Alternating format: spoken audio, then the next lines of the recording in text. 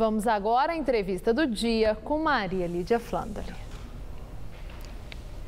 A lei anticorrupção foi recebida com entusiasmo pela esperança de saneamento da conhecida relação promíscua do Estado brasileiro em todas as instâncias, com empresas do setor privado. Hoje nós recebemos o jurista Modesto Carvalhosa, autor de inúmeros livros, dentre eles Considerações Gerais sobre a Lei Anticorrupção das Pessoas Jurídicas. E é esse o nosso assunto. Professor, muito obrigada por estar aqui num momento em que todas as atenções estão exatamente voltadas para esse volume de denúncias nessa operação Lava Jato da Polícia Federal, com a Petrobras no foco central e nomes que nós jamais poderíamos imaginar de executivos de alto nível já presos na cadeia. Em função disso que eu falei, foi a nossa abertura, essa relação promíscua do setor público-privado. A minha primeira indagação, a lei anticorrupção saiu ou não saiu do papel? Bom, a lei anticorrupção, ela é fruto dos 3 tratados que o Brasil assinou com a OCDE, com a ONU e com a Organização dos Estados Americanos para produzir essa lei no Brasil e para aí combater diretamente a corrupção das pessoas jurídicas, ou seja, das empresas, ao invés de só combater a corrupção dos diretores das empresas, ou seja, a pessoa jurídica que é responsável objetivamente pelos crimes de corrupção que ela pratica. Isto é um avanço muito grande, foi promulgada pela presidente em agosto de 2013 e entrou em vigor agora dia 1º de fevereiro de 2014. Acontece que até agora, de 1º de fevereiro até agora, nós estamos já no fim do ano, nenhuma providência, apesar da Operação Lava Jato ter demonstrado claramente o comprometimento das empresas empreiteiras na Petrobras, até agora o governo não providenciou a instauração do processo penal administrativo que a lei manda. Bom, eu acho interessante o senhor chamar a atenção para isso, porque o fato da presidente Dilma ter dito que não compactua com mal feito e que seja quem for que tenha comprovadamente cometido esses crimes, que as investigações ela tinham maior empenho e que as pessoas pagariam pelos maus atos. A minha indagação é: as instituições que existem no nosso país para tomar as tais providências.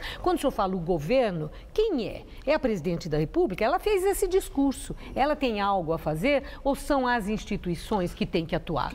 Bom, as instituições no plano, vamos dizer assim, contra os diretores e contra os crimes cometidos pelas empresas na figura dos diretores, está agindo muito bem como a Polícia Federal, o Ministério Público e a própria Polícia, a própria Justiça Federal.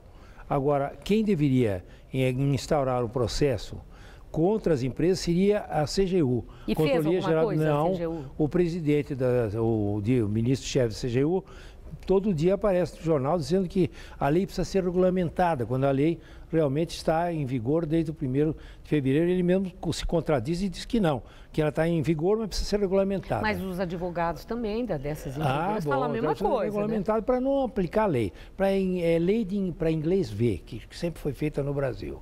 E também ele diz que só pode abranger os crimes que foram cometidos depois que a lei entrou em vigor, quando na realidade os crimes de corrupção advêm dos contratos de empreitada que foram feitos com a Petrobras, que se iniciaram em 2006, qualquer coisa, ou 2004, e que prosseguem até hoje, mesmo porque a Petrobras não cancelou nem suspendeu nenhum contrato. Bom, que o senhor está deixando para mim muito claro, quero ver se estou certa. Eu estou vendo com muita clareza o que o senhor está dizendo, que não tem essa conversa que a lei não está regulamentada. Exatamente. Ela vale desde o dia que ela entrou em vigor. Exatamente. É isso? Exatamente. E também está dizendo que não cabe aquele argumento que lei não retroage. Exatamente. Que não cabe nesse caso. Não, a lei não retroage, mas ela pega o crime continuado. Na própria lei, como em qualquer Código Penal, tem o crime continuado, que começa há alguns anos, alguma coisa, e que continua existindo até hoje. Não é? E esse caso? E esse é o caso. Os contratos estão em pleno vigor, com seus aditamentos superfaturados até hoje, etc. e tal, e ninguém suspendeu o contrato nenhum, cancelou o contrato nenhum. O que existe, na realidade, é uma tentativa que chama-se prevaricação, quer dizer, o governo na parte da CGU e também a TCU, o Tribunal de Contas da União, que deveria entrar com os processos com um processo penal administrativo contra a Petrobras, simplesmente prevaricam, ou seja, não tomam nenhuma providência para entrar com os processos contra as empreiteiras. Só a polícia e a Justiça Federal que faz com referência aos diretores. Agora, professor, tem um outro argumento que aí já não envolve aspectos legais que o senhor acaba de esclarecer, mas é que é um temor. Que se essas empreiteiras forem condenadas e apenadas, o Brasil para. Porque só elas é que têm condição, têm recurso para as grandes obras do PAC, as obras mais importantes para a retomada do crescimento, por exemplo. O cartel. O senhor tem esse temor? Eu não. Essas empresas simplesmente que pararam o Brasil. As obras no Brasil não tocam, não são tocadas. Por exemplo, a transposição do Rio São Francisco vai ficar mais ou menos 45 anos para ser abandonada de vez. Não é? A Ferrovia Norte-Sul também nunca foi tocada. A refinaria lá de Pernambuco também está meio parada. Quer dizer, eles ficam tocando as obras, fazendo aditivo, nunca entregam obra nenhuma. Eles equiparam o Brasil. Quer dizer, a Petrobras tem perfeita condição, como sempre fez, dela mesmo tocar as refinarias, ser a general contractor da construção das refinarias. Então, entregou agora e nunca serão entregues as obras. Então, parado está o Brasil por causa das empreiteiras que ficam realmente sugando os contratos e os aditivos que elas têm com o governo. Agora, professor, e a própria Petrobras? Porque as críticas à atual diretoria, a resposta do mercado, nós estamos vendo que existe aí não apenas aqui nas nossas fronteiras, internacionalmente a Petrobras está numa situação péssima. A Petrobras, a empresa, tem algo que ela possa fazer nesse momento no sentido de mostrar o empenho no saneamento dessa situação criminosa?